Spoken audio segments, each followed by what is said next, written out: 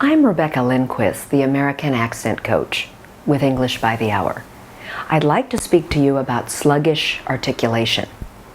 This means that you may not be articulating as clearly as you would like.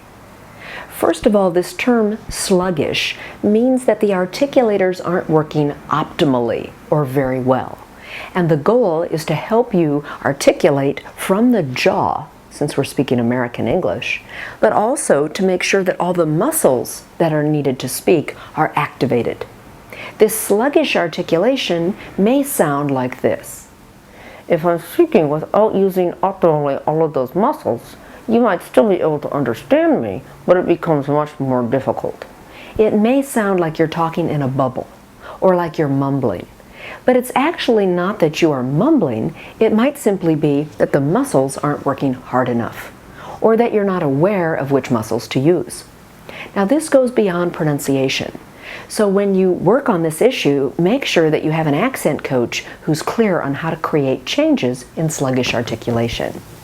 Many times, Chinese individuals from southern China exhibit this tendency, and often men have sluggish articulation more than women. Now this doesn't mean that there aren't people from other countries who also have these issues, speaking other languages, but it's very common for Chinese men from southern China. So certainly if you have this issue, it's nothing to feel ashamed or bad about. It's simply something to focus on and work on. It's knowledge and information for you. The challenge now is how to change it. First, I would suggest to you that it's not something you can change overnight. You've spent a lifetime speaking in a different way. But it is possible to change it through lots of over-articulation. Now, what's over-articulation? It doesn't mean overdoing it in the sense of doing too much. In fact, over-articulation is something that most presenters and public speakers use all the time. I'm going to over-articulate now so you can hear the difference. If I have a mixed language audience and I want to make sure that everyone understands me, then I would over-articulate. The challenge is that native speakers can learn to do this, but non-native speakers first have to activate the muscles.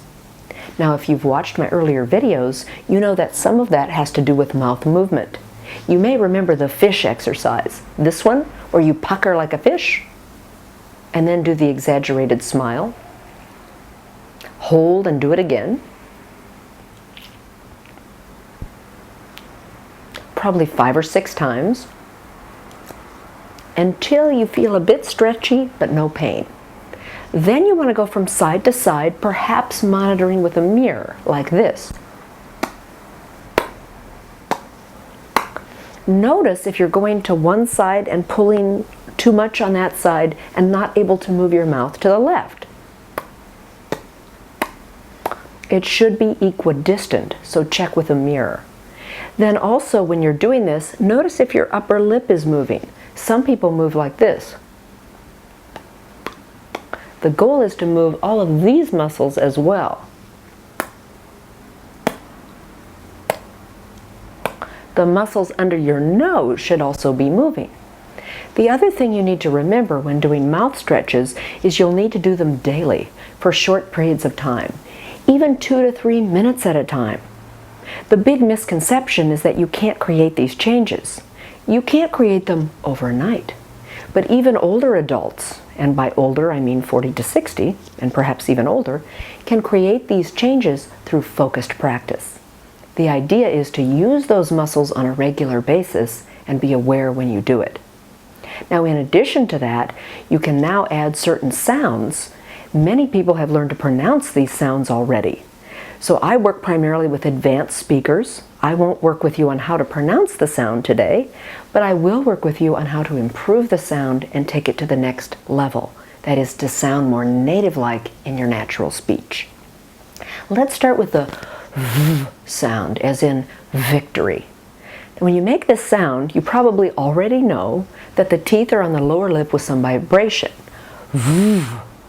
The challenge now is to add breath, speaking from the diaphragm, and to elongate that breath. Monitor airflow with your hand. Monitor the buzz with your other hand. Victory. Once you've mastered that, you can now put that V in the middle of the word, like this. Over. Record yourself so you know if you're saying ova or over. You should be able, ideally, to exaggerate that sound and get lots of breath on it and lots of voicing. Over and over again. This will also translate into your presentations and improve your public speaking. So to recap, many times non-native speakers, especially male speakers from southern China, have something called sluggish articulation, where the muscles aren't able to over-articulate and not enough breath is coming out of the mouth with certain sounds which need to be exaggerated, like the V sound, as in over and over again. Practice these techniques every day, and if you'd like to get to the next level in your profession, make sure you find a good American accent coach to help you. Thank you for your time.